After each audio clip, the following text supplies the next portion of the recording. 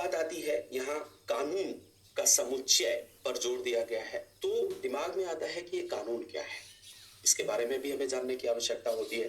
तो एक कॉन्स्टिट्यूशन के तहत जो कानून होते हैं, उन कानून को कैसे परिभाषित किया जाएगा? कोई भी कानून सामाजिक जीवन में सुरक्षा, सुव्यवस्था, सुख, शांति स्थापित करने के लिए, बनाए रखने के लिए नियम होते हैं जिनका आधिकारिक विनिधान किया गया हो।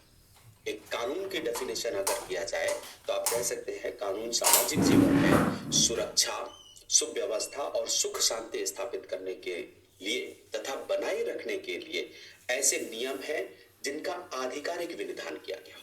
यहाँ आधिकारिक विनिधान से मतलब ये है कि एक अथॉरिटेटिव एलोकेशन मतलब ऐसी संस्था के द्वारा बनाए गए हो जिस संस्था को संप्रभु की मान्यता प्राप्त हो। जिस संस्था को संप्रभु के द्वारा मान्यता प्रदान की जाती है उस संस्था को आधिकारिक संस्था कहा जाता है और उसके द्वारा निर्मित किए गए कानूनों को ही, उसके द्वारा निर्मित किए गए नियमों को ही हम कानून कहते हैं। जैसे आप देखिए हमारे परिवारों में, घरों में बहुत सारे नियम होते हैं, सामाजिक नियम होते हैं, लेकिन उन सभी को क्या हम कानून कहते हैं? नहीं कहते हैं। क्यों नहीं कहते हैं? क्योंकि वो कानून, वो नियम संप्रभु संस्था के द्वारा नहीं बनाए जाते हैं और ना ही संप्रभु संस्था के द्वारा मान्यता प्रदान की जाती है। परिवार में बहुत सारे नियम बना दिए जाते हैं कि कितने बजे उठना है, कितने बजे खाना खाना है, कितने बजे सोना है। उनको हम सिर्फ सामान्य नियम कहते हैं, उन्हें हम कानून नहीं कहते हैं। हमें अपने माता पिता के आदेशों का पालन करना है, उनका सम्मान करना है, ये सब सामाजिक रीति रिवाज, परंपराएं और नियम है, लेकिन इनको कानून नहीं कहा जाएगा। कानून इसलिए नहीं कहा जाएगा क्योंकि इनका निर्माण किसी भी संप्रभु संस्था के द्वारा नहीं किया गया है। तो आधिकारिक विनिधान से मतलब होता है कि ऐसे नियमों का निर्माण किसी संप्रभु संपन्न संस्था के द्वारा किया गया हो या संप्रभु के द्वारा मान्यता प्राप्त संस्था के द्वारा किया गया। जैसे हम जिन कानूनों को अपने संविधान में रखते हैं उनका निर्माण संविधान सभा के द्वारा या संसद के द्वारा किया जाता है। और संसद या संविधान सभा का निर्माण किसने किया? वो नागरिकों के द्वारा निर्वाचित किए गए जनप्रतिनिधियों के द्वारा होता है।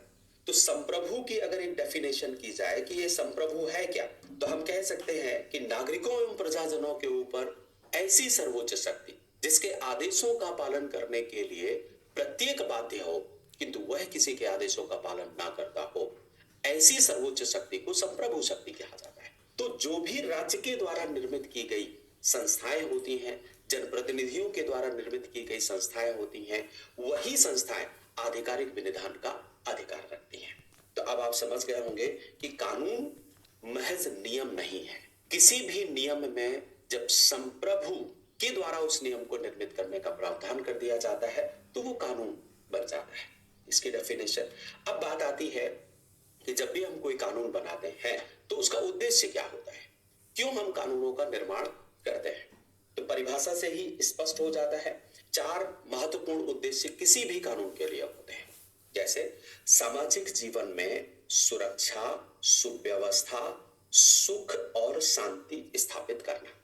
आपने ऐसा कोई कानून आज तक नहीं देखा होगा जो असुरक्षा को पैदा करता हो, जो सुव्यवस्था को उल्लंघन करने के लिए हो, जो लोगों की शांति में विघ्न पैदा करता हो। ऐसा कानून बनाया ही नहीं जाता।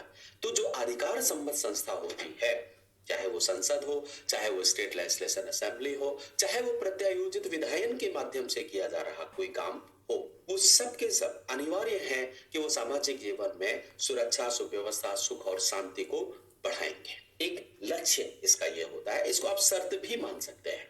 दूसरा लक्ष्य होता है शासन व्यवस्था को सुव्यवस्थित तरीके से संचालित करना, ना कि तानाशाही तरीके से, ना कि अराजकता पूर्वक तरीके से, सुव्यवस्थित तरीके से संचालित करना कानून का एक लक्ष्य होता है। उसी के लिए हम कानून निर्मित करते हैं, उसी लिए हम संविधान का निर्माण करते हैं। तीसरा लक्ष्य होता है शासन के मुख्य अंगों जैसे कि विधायिका, कार्यपालिका, न्यायपालिका, प्रशासन तक उनके अधिकार क्षेत्रों का निर्धारण करना। परिभाषा स्पष्ट करती है इस बात को।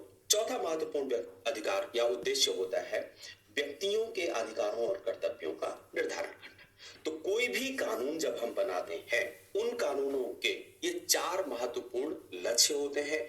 इन 4 महत्वपूर्ण लक्ष्यों को आप कानूनों की चार शर्तें भी कह सकते हैं, क्योंकि इनका उल्लंघन करके किसी भी कानून का निर्माण नहीं किया जा सकता है, या इनका उल्लंघन करके अगर कोई नियम बनाया जाता है तो उस नियम को संप्रभु की मान्यता प्राप्त नहीं होती है, उस नियम का आधिकारिक विनिधान नहीं हो सकता है। तो ये कानून के कुछ लक्ष्य होते हैं।